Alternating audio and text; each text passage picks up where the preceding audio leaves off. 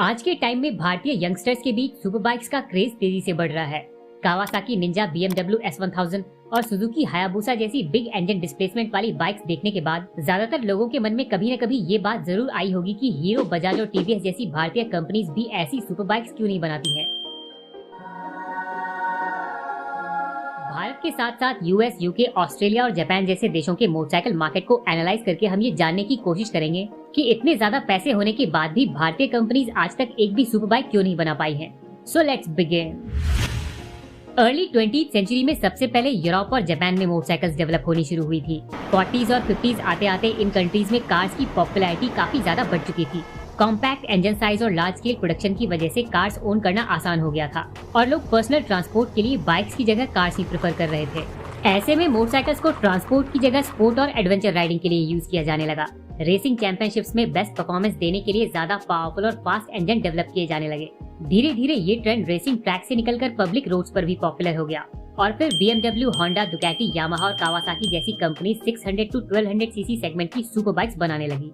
लेकिन इससे अलग भारत में मोटरसाइकिल्स की एंट्री अर्ली 50s से लेकर लेट 60s के बीच हुई। शुरुआत में भारतीय मार्केट में आई बाइक्स लगभग 300 सीसी सेगमेंट की थी, पर भारत की वीक इकोनॉमी की वजह से यहाँ ज्यादातर लोग महंगी बाइक्स को खरीदना और मेंटेन करना अफोर्ड नहीं कर सकते थे। लेट 70s और 80s में यामाहा, होंडा, सुजुकी और कावासाकी जैसी कंपनीज ने भारत में छोटी लोकल कंपनीज के साथ टाई अप करके 100 सीसी सेगमेंट की अफोर्डेबल और लो मेंटेनेंस बाइक्स लॉन्च की। भारत की कॉमन पब्लिक के पास पर्सनल ट्रांसपोर्ट के लिए कार खरीदने का पैसा नहीं था, इसीलिए लोग ट्रेन और बस जैसे पब्लिक ट्रांसपोर्ट के साथ Yamaha RX100, hero Honda CD100 और कावासाकी बजाज बॉक्सर जैसी लाइट मोटरसाइकिल्स यूज करते थे पर्सनल ट्रांसपोर्ट के लिए। 90s और अर्ली 2000s में जहां अमेरिका, जापान और यूरोपियन कंपनी सुपर पावरफुल और फास्ट बाइक्स डेवलप करने में लगी थी, तब भारत में लोकल और इंटरनेशनल मैन्युफैक्चरर्स फ्यूल एफिशिएंट और अफोर्डेबल प्राइस वाली small engine displacement bikes develop कर रही थी। 90s में हुए इंडियन इकोनॉमी के लिबरलाइजेशन और ग्लोबलाइजेशन की वजह से 2007 के बाद भारतीय मार्केट में भी सुपर बाइक्स आने लगी, लेकिन इन्हें खरीदने वाले लोग बहुत कम थे। भारतीय मिडिल क्लास फैमिलीज में 4-5 लाख की कार खरीदना भी लग्जरी मानी जाती थी। ऐसे में 10 लाख की बाइक खरीदना लोगों के लिए ऑलमोस्ट इम्पॉसिबल था।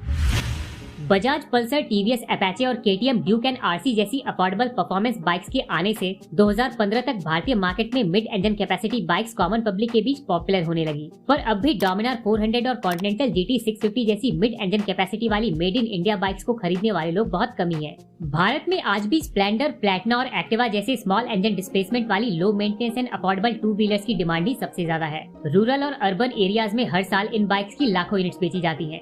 जबकि सुपर बाइक्स की बात करें तो पिछले साल पूरे भारत में लगभग 250 Ninja ZX10, 200 Z900, 185 Triumph tiger 660 और 150 ट्रायम्फ ट्राइडेंट 660 बिकी है।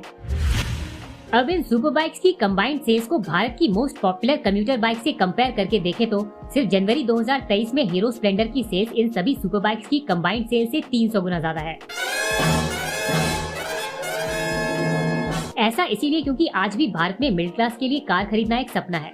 लोग एक महंगी बाइक के कंपैरिजन में एक डिसेंट फैमिली कार खरीदना ही प्रेफर करते हैं और स्मॉल डिस्टेंस कम्यूट्स के लिए सस्ती और फ्यूल एफिशिएंट बाइक्स यूज करना पसंद करते हैं। नई सुपर स्प्लेंडर 125, पहचान नई बुलंदी की। जबकि अमेरिका की बात करें तो वहाँ बाइक्स को एडवेंचर, फन और स्पोर्ट राइडिंग के लिए यूज किया जाता है। इसीलिए वहाँ Triumph Trident 660, Harley Davidson pan America, BMW R1250 GS और दुकाटी मल्टीस्ट्राडा V4 जैसी एक्सपेंसिव और हाई परफॉर्मेंस बाइक ज्यादा पॉपुलर हैं। यूनाइटेड किंगडम में royal Enfield meteor 350, BMW R1250 GS और रॉयल एनफील्ड इंटरसेप्टर के साथ 125 सीसी इंजन वाली होंडा CBF 125M भी पॉपुलर है। सोशल अवेयरनेस और एनवायरमेंटल कंसर्न्स की वजह से अब UK में स्मॉल इंजन डिस्प्लेसमेंट वाली बाइक्स और स्कूटर्स का ट्रेंड बढ़ रहा है, पर वहाँ बड़े और पावरफुल इंजन वाले सुपर बाइक्स की डिमांड भी कम नहीं है। ऑस्ट्रेलिया में Yamaha MT-07, Suzuki V-Storm 650, Honda CBR 500R और कावासाकी निंजा 650 के साथ साथ कई एडवेंचर बाइक्स भी पॉपुलर हैं। जापान की बात करें तो स्पेशल बोजोजोकू बाइक्स के साथ साथ Harley Davidson, Yamaha, Kawasaki, Suzuki और होंडा बाइक्स यहाँ पॉपुलर हैं। 600 सीसी मिड इंजन सेगमेंट से लेकर 1000 सीसी लार्ज इंजन सेगमेंट की बाइक्स यहाँ डिसेंट नंबर्स में बिकती हैं। और जापान की big 4 motorcycle company America, Europe और पूरी दुनिया के मार्केट के लिए भी सुपर बाइक्स डेवलप करती है। भारत में हीरो मोटोकॉर्प, बजाज और TVS लोकल कंपनीज हैं, जो स्मॉल इंजन कम्यूटर सेगमेंट में भारतीय मार्केट की ह्यूज डिमांड पूरी करने के साथ ही दूसरे एशियन, अफ्रीकन और यूरोपियन देशों में भी इन बाइक्स को एक्सपोर्ट करती हैं। लोकल और इंटरनेशनल मार्केट के कंबाइंड बिजनेस से हीरो मोटोकॉर्प की नेटवर्थ $3 बिलियन से भी ज्यादा है।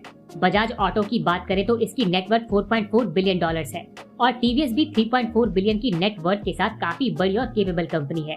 टीवीएस के द्वारा BMW के साथ मिलकर डेवलप की गई अपाचे RR310, बजाज की डोमिनार 400 और हीरो की न्यू करिश्मा भारतीय मार्केट की डिमांड के अकॉर्डिंग परफेक्ट है। रिसेंटली जावा और येज़दी भी भारतीय बायर्स की डिमांड के अकॉर्डिंग 300 to 400 सीसी वाली प्रीमियम बाइक्स ऑफर कर रही हैं, जो 2 से 3 लाख तक की प्राइस पर अच्छे फीचर्स, लुक्स और डिसेंट परफॉर्मेंस ऑफर करती है।